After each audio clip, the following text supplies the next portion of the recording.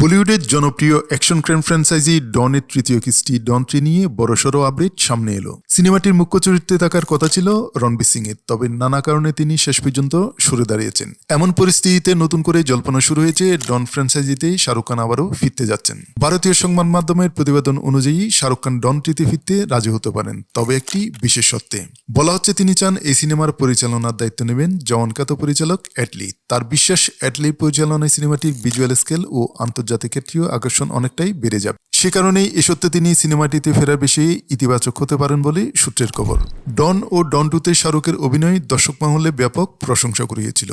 পরবর্তীতে ডন 3-তে রণবীরকে নিয়ে নতুন পরিকল্পনা করা হলেও শিডিউলের জটিলতা, সৃজনশীল মতপার্থক্য ও অন্যান্য সমস্যার কারণে সে কাস্টিং চূড়ান্ত রূপ পায়নি। রণবীরের সরে যাওয়া এবং শাহরুখের সম্ভাব্য প্রত্যাবর্তন এই ফ্র্যাঞ্চাইজিকে আবারও আলোচনা কেন্দ্রবিন্দুতে এনে দিয়েছে। তবে এখনও পর্যন্ত প্রযোজক বা নির্মাতাদের পক্ষ থেকে কোনো আনুষ্ঠানিক ঘোষণা করা হয়নি।